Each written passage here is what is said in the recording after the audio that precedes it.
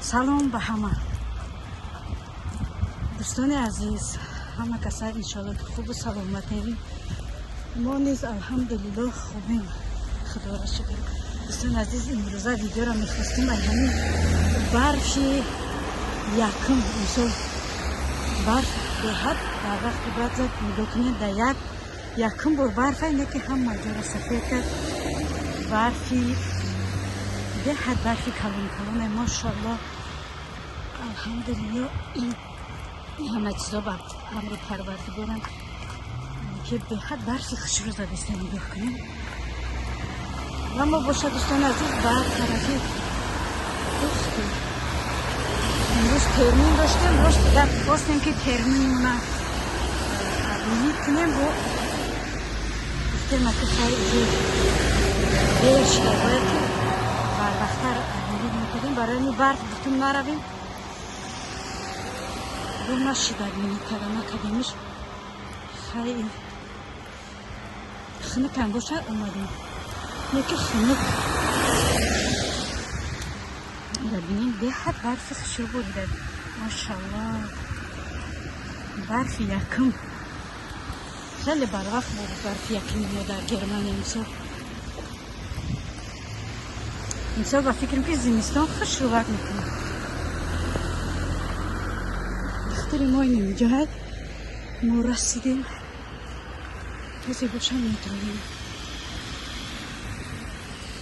سیمینی براچ بوده، سیمینی براچ اومدیم.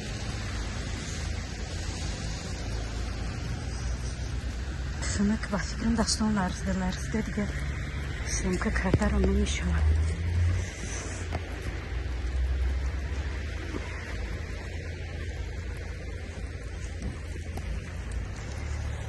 هم مامان پری برف شده.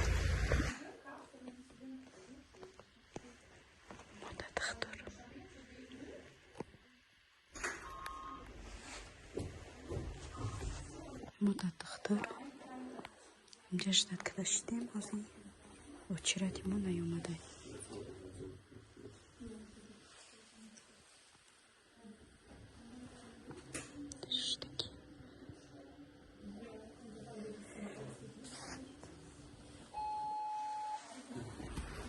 ما پر اومدیم مای دختر کاغذ مونده دستمون یکی برف هولیم بریده سه.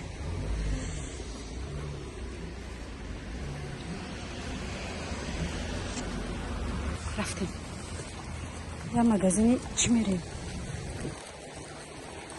روسی بریم که نزدیکتره. ای زانتیکا گجو کردیم فبریم زانتیکا کشو که تو داره تر میشیم. زانتیکا کشو خیلی خیلی دوستان عزیز، ما ای برنیچه برو اومدیم. ای برنیچه میگم پلیکلینیک برو اومدیم طرف خونه میریم. ای صبری جان چیز گپ پرسنه